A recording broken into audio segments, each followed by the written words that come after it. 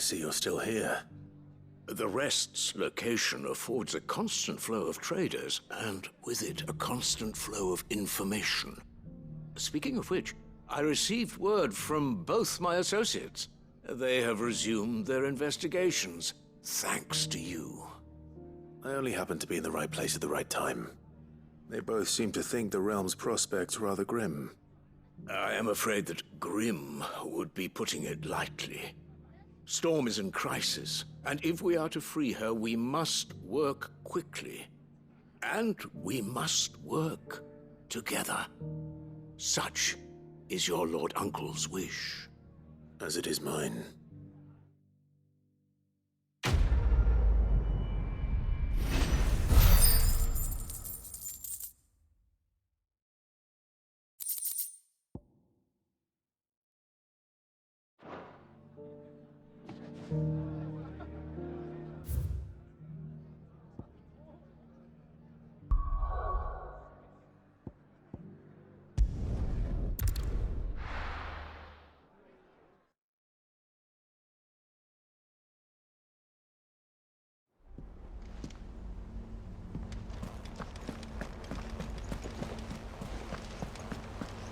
Did you see that? Tell me you saw that.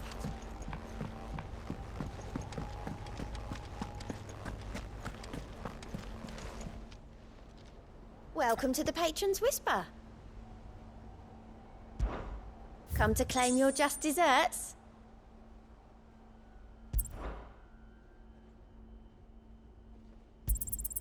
All yours.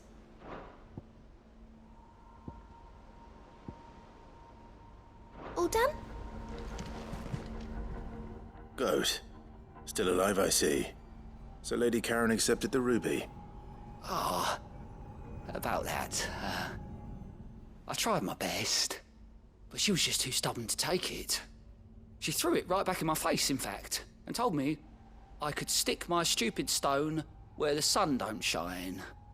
Karen refused payment. I hope it wasn't something I said. I'm sure you were as tactful as ever. Let me see what I can do. Oh, wonderful. I hope you have better luck than I did.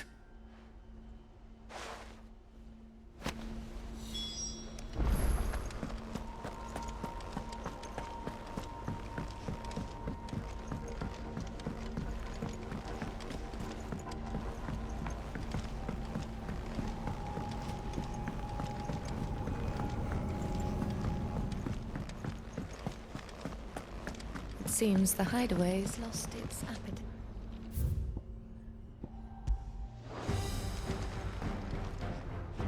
So, did you have that word with Tomes then? I did, and he was as helpful as ever.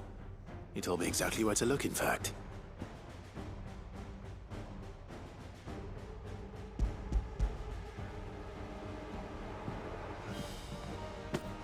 And what precisely will I be cooking up? Or is it better not to know? Blueback wyvern liver. And, a herb known as Saint's Bonnet. Ah, wyvern livers, was it? Well, at least it weren't actual worms, I suppose. Now then, you stay right where you are. I've got some cooking to do. Let's hope these grand old chefs of yore knew what they were on about.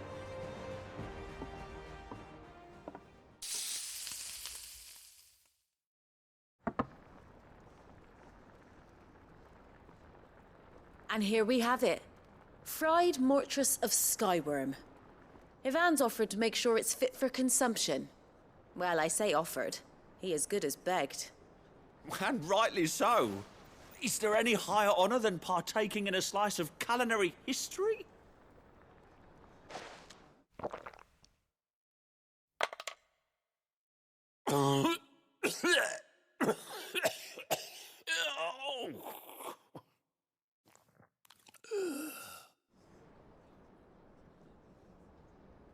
So, not fit for consumption then? What witchery is this? The crackle of the crust gives way to an almost violent richness. Yet, it is the piquant kiss of the saint's bonnet that tames this savage dish.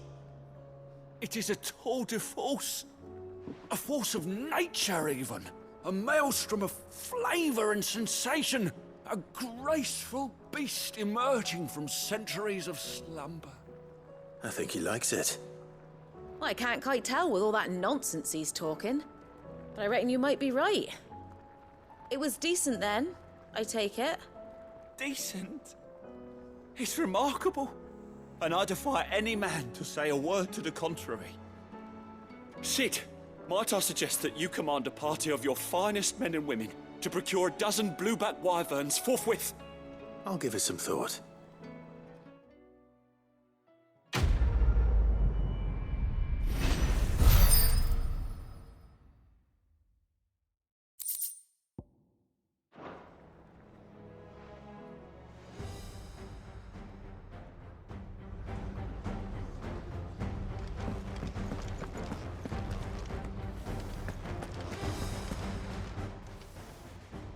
Lady Karen, Goad tells me you weren't happy with our offer. Would you prefer the debt was repaid in coin? What debt? I don't recall lending any of you lot me hard-earned gil. I may have tossed a talent or two in the Hideaway's coffers, but those were donations, and you can hardly call it charity if you go asking for it back. Of course not. But one good turn deserves another. And our circumstances have changed. Surely you wouldn't shun the gratitude of a pauper who happened to have become a prince. Oh, so you're a prince now, are you? Fine. But I'm selling it and taking what I'm owed, then you're getting the rest whether you like it or not.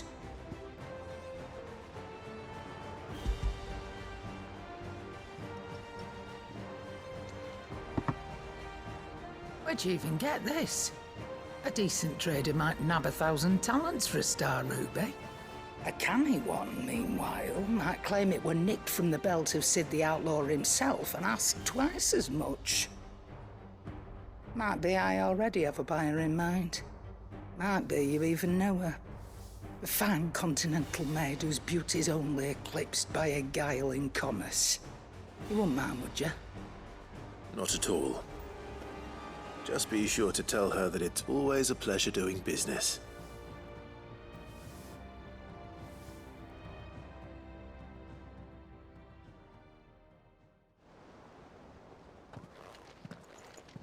I hear you ended up delivering all 3 stones.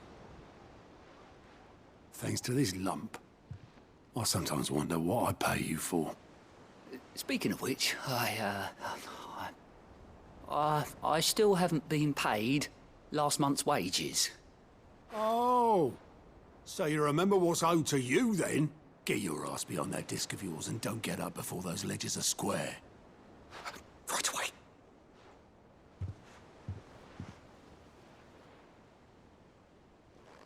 I've seen that before. Yeah. Plenty of times. It was the only goblet Sid ever used. Either out of habit, or because the filthy soul couldn't be bothered to find a clean one. I knew so little about him. Like most people. Martha and the Dame both seem to have fond memories of him. I bet they do. How long did you know Sid before he... Before he died. 20 summers, give or take. Back in the day, I was a purser on a trade ship, which is where I met him. He bought passage to... I forget where. But having nothing better to do on the long nights, we sat up drinking island rum till the morning bell dragged me back to my duties. Quit my post not long after that. On account of making a fine maiden's belly fat. But me and Sid stayed close, promising we'd one day sail the seas again. That was before fate stepped in and said she was having none of it. The magic woke inside my son soon after his first name day, and there was no hiding his knack. Couldn't you and your family have... My family were the ones who summoned the constable, wanted the monster taken away. I couldn't turn my back on him, forget what I felt, and I couldn't for the life of me understand how they could. Luckily, Sid was of the same mind as me. It was him who stood beside me when all I wanted was to tear the whole world down. Him who cried for me when I had no tears left of my own.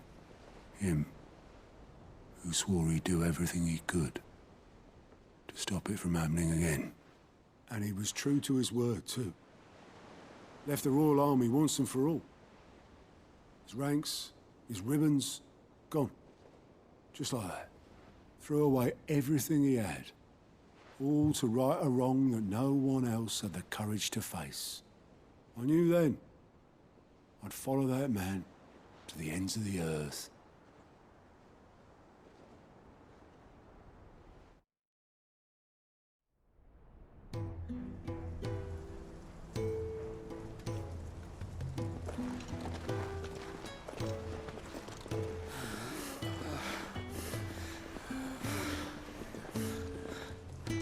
He was always too clever for his own good, was Sid. Saw the world for what it really was, while the rest of us were content to go along with the lie we were shown. And it can't have been easy, bearing that burden alone.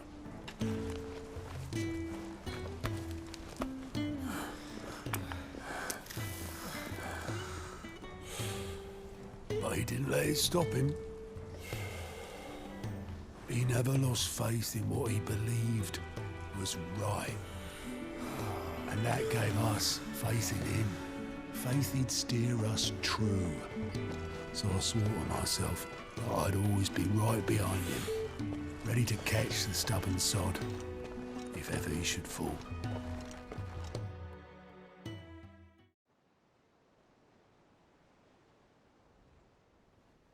But I couldn't even do that.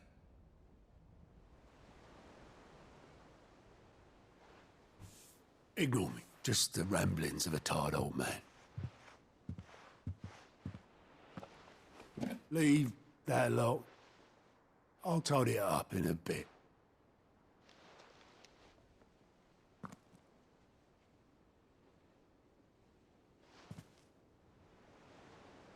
This is Sid's handwriting.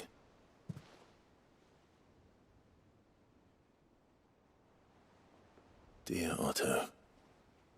I may be drunk, but I wanted you to know this place would be fucked without you.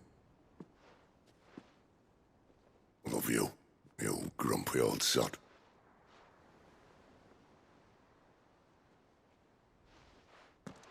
This note. What about it? Sid was right. Without you, we'd all be lost.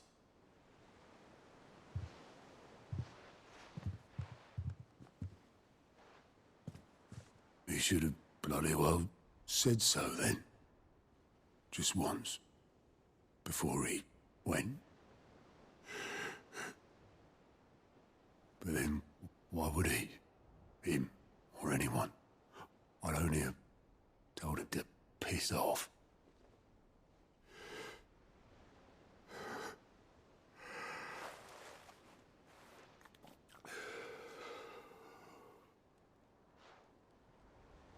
You're wrong, though. Both of you. It was never just me keeping the hideaway afloat. It was all of us. I just shoved people in the right direction. I barely seem to be able to do that anymore.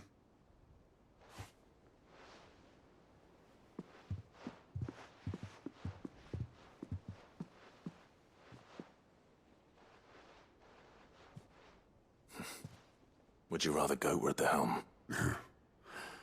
Well, maybe I've got a few more years left in me. I'm going to hold you to that, Otto. Before you go, Sid would have wanted you to have this. But that's... This'll do me just fine.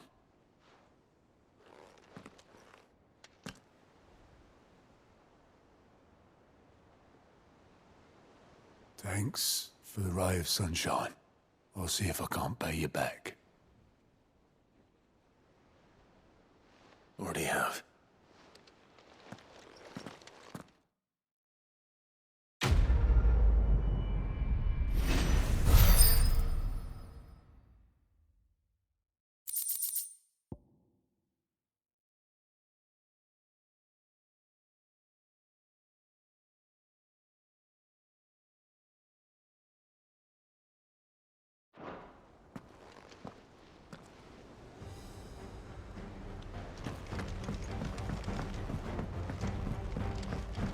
Did you see that?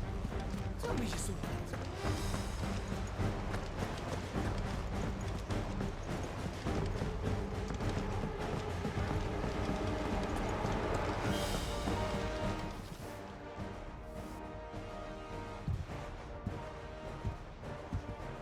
Nothing like a dish of cold vengeance to foul the gut. I'm sorry, Nan. I didn't mean to make things worse. I just thought I had to protect you. Like you've protected me. Aye, well, someone had to. Your parents certainly didn't give a whit for your well-being. Reckon the both of us would be worse off if I'd not taken you on. You've always been me right eye, Goots. And I'd have you stay that way. So don't you dare go looking for trouble again. Well, I will. If you ever need help, I'll do it again and again, and you can't stop me. Why, you big lump. Fine. Play the hero if it makes you happy. Thanks, Nan. I won't let you down. There's nothing he wouldn't do for you. That's as maybe. But if he's ever to make his own way in life, he'll need to start looking out for himself as well. Till then, he'll need people to watch his back, just like you did in Dalamil. Don't think I didn't appreciate that. Of course. His family. Stop it. You make me one good eye, mister. I don't go thinking that'll do you any favours. A potion today'll cost you the same as it did yesterday.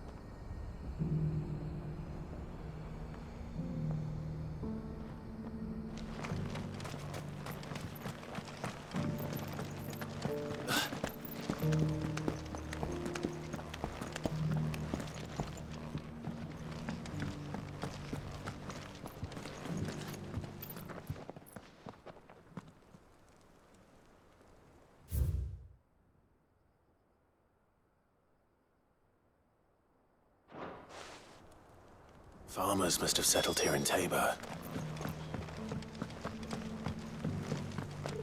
Decent quarry's been hard to find since the sky's turned. It does indeed. Thank you for the deal, egg, mister. Mummy,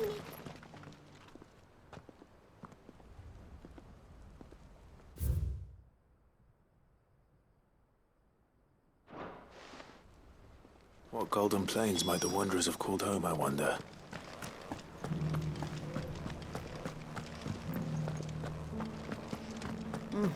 Not a scratch on them. So it's these stones to Canva and the rest of the boxes. why won't the sky go back to how it was? I don't like it.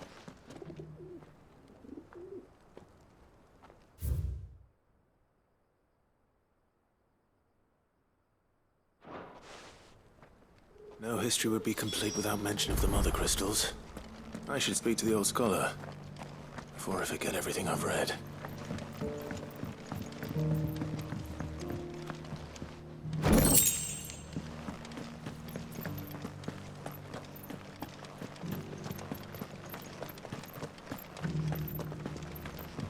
Have you noticed the Elder has been coughing less of late? Yes. Here's the scraps you were after. Thanks.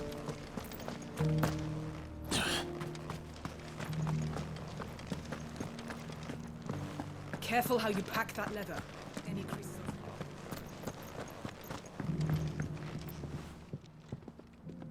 The engravings were in good repair considering their age. Oh, what that I could have seen for myself. Come, don't tease me now. What did you learn of this place and its people? Let's start with the engraving to the south, shall we? What did it say?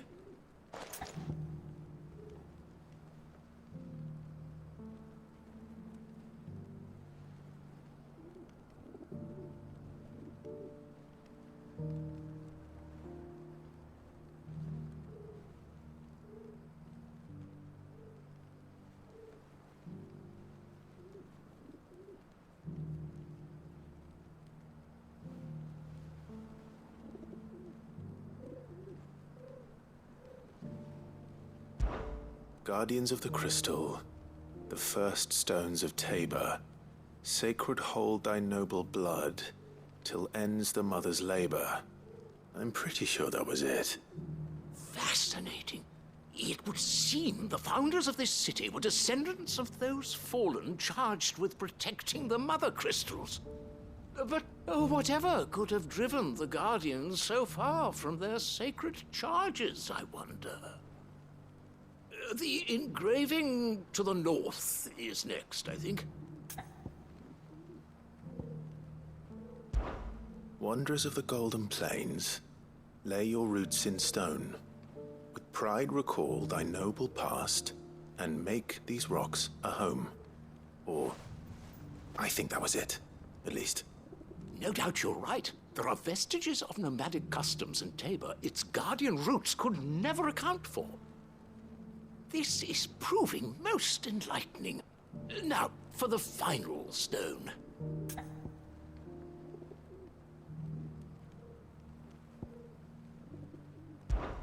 Children of the hunters, now tillers of the land, reap her promised blessing and give praise her gracious hand. That's all three. And so, we add primitive farmers to Tabor's founding peoples, the final piece of the puzzle. 3 engravings, one for each of the 3 peoples to have settled Tabor in ancient times. Guardians of the Mother Crystal, wanderers from across the plains, and last but certainly not least, hunters turned farmers. Little wonder it was so difficult to trace the roots of Tabor's culture. Those roots reach down through 3 distinct traditions. Nonetheless, one cannot help but wonder why this fact is not better known among scholars, given that the stones stand here for all to see. Too many stairs, perhaps. Ha! Too many by far. Here, and thank you.